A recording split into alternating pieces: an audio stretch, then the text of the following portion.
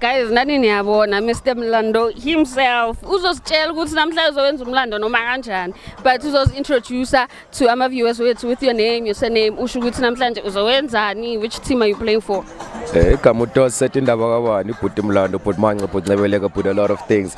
Namhlanje mina ngizoshayela amanqaku for Real Madrid. Uyangithola? Yeah. Okay, so tell us about my expectations wakho we game namhlanje. What are your expectations and mawubhekile how do you think I game yenu it's going to show up?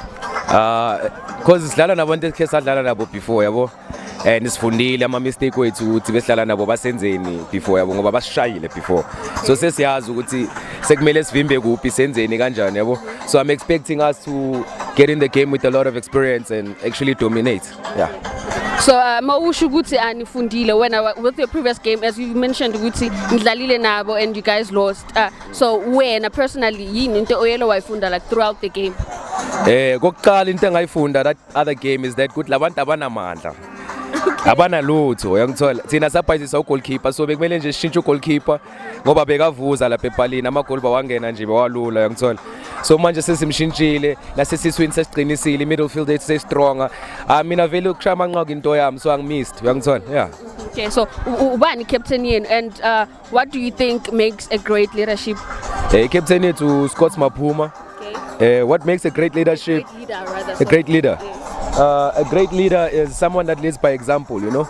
He should be here actually. Right now he's not leading by example. Yeah. He should be here already. But again, akunachive, uyangithola. But like une team spirit umchita. Scott yakhona ukusibeka phansi asiringise, asibonise amaphutha wethu, nathi simbonise iphutha lakhe yabo ngoba uyakhona ukuthatha naye i-criticism. That makes like a great leader too, uyangithola. Yeah. So ku PSL which team do you go with? Pagani. So yeah, yabo wenza kahle washo ukuthi yiyo vele. So how do you feel about the game yayizolo? Igame yayizolo mina ngibone sesidliwe ngoba bengibusy during the day. Ngibone ukuthi sishawe ama penalty azangibona igame yabo. Igame yangibonile ye-Sundowns. Awu coach uslimazile ngale game. Awuslimazile bekumele nje aqale ngombatha wafaka uNemthajela. Mara ke akunajive mfethu. uNemthajela uNtswemo mara kule game le game bay-10. Game bay-10 bedinga umuntu understand the intensity yabo like it's engineer game umuntu understand ayintombatha I think sakadlalile nabo Mkwena nabo Zwane bakazoyibamba grand hiding mara ke sizathina okwenzakile uyangithola. Okay, so score prediction ye game yenu namhlanje? Alaba nje noma singabanika 3-1 basibanikeza into yokubika nje e1 nyana. Yeah, mari hat-trick mina namhlanje ngiphuma nayo ubheke wena. Okay, ngisobe siyibhekile, don't worry. Okay, before we close it off, word of the day or a few words of encouragement.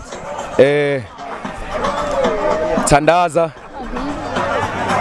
Be consistent on whatever that you're doing. And never give up. That consistency and not giving up. Yes. No, thank you so much for your time. And so basically, hat-trick ngizobe ngiyilindile. Themba mina. Dango.